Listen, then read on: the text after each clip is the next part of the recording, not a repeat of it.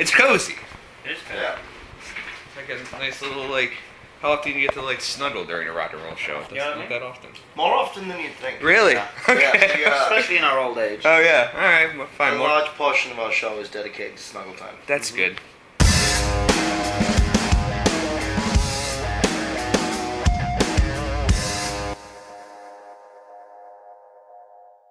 Right now it is wet and rainy and gloomy outside, but tonight's going to be hot and loud as Asking Alexandria is back at the Electric Factory. And gentlemen nice enough to snuggle in on the couch with me, Danny and Ben. Hello, guys. How are you? Good. I'm good. I'm feeling loved. Yeah, we're very tight. I'm glad we smell okay. How are you? I'm good. I'm feeling snuggly. I'm excited. So how's the tour going so far? It's only been a couple days out on this trek, right? No. We're over a month deep. Oh, wow. Okay. Yeah, we got about another month left. It's long. We're tired. Okay. Let's just some sleepy men. Well, look, if you need to do this, that's totally fine. We can get in there. This tour is long. We have a little bit of time off. March 2nd this finishes, and then we go and do the second leg of this tour. So it's a big chunk of touring. We get to fly over to Japan, do some USO stuff, and then back to this. Oh, that's great. How long have you guys been doing USO stuff? This will be. I've done a bunch of them over the years, but this will be Asking's first one. Okay. But we're doing a lot more of it. I'm starting to book a lot of shows for us on bases around the world through Article 15, and then we'll be playing as many as we physically can. I think that's such cool, important work to go over and play shows like that. We've always thought that. It's just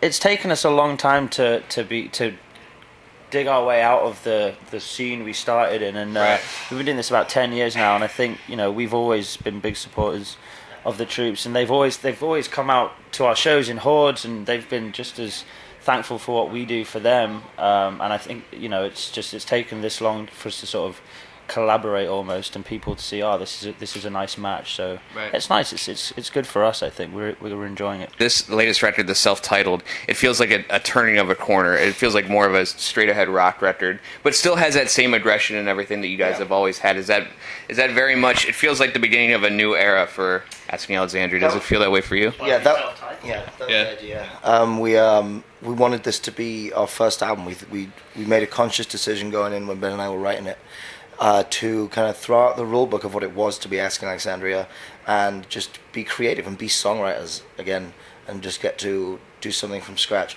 Also, I mean, we're not mad about stuff anymore. So, like, what are we going to shout and complain about now? Right. That is true. Mortgages and carpet. Actually, that stuff's probably worse. Yeah. The mortgage payments are way worse than any of the stuff we complained about 10 years ago. On the sofa again. That's right. It's not a catchy lyric. I can't find a babysitter. Yeah. Roar. Our new heaviest song is Taxes Are Complicated. Why didn't they teach me this in school? That's right. Well, you just had another kid. Like, how much does that change you when you're out and doing this band for, so many years? How much does that change your mindset when there's a newborn at home? It's definitely made touring more difficult for me. I still love touring. The hour and 20 minutes, the hour and a half we're on stage each night is amazing. It's magic every night, like it has been for 10 years. But it's just now I'm starting to notice the other 22 and a half hours of my day sitting around not being with my family. Before it was like, oh, whatever, I'll go get drunk, I'll do whatever, whoever, right? And it's a good time. Now I'm just like, damn, this is a lot of time I'm missing away from my kids and my family. Yeah. I mean, I don't want to. This is on a major network. It's whomever. I apologize profusely. It's whom, not who. Do some grammar stuff on the next album. But yes, for the reason of self-titling it and turning the corner. Why now? Why was the time where you were like, okay, let's reboot this thing and send it out the way that we want to? Well, I mean, I was gone for 3 years, so I think we both grew as songwriters during that time, and coming back, it was however much it was still us and we work the way we work, it was a different process. We're coming in as professionals this time, like before. Right. We're coming in as old men now. Yeah, when we'd done the last album, it was like 2013, we'd written that many songs. like in our career, that's how many songs we'd written, like as songwriters. And then being apart, we've both written so much, like hundreds and hundreds and hundreds of songs.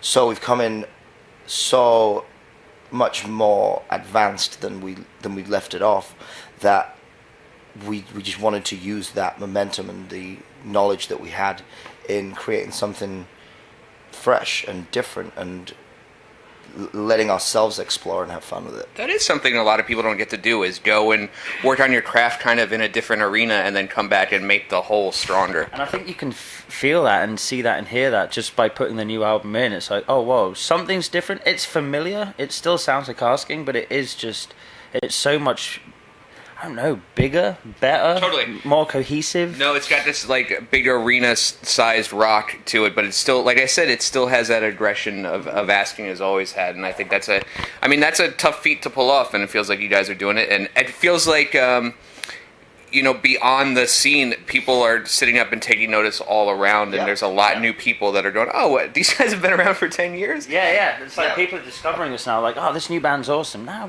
they've been around for a decade. Right. Really? Right. We've broken into the ESPN world, and the NFL's using a lot of our stuff, and the NHL now too. WWE.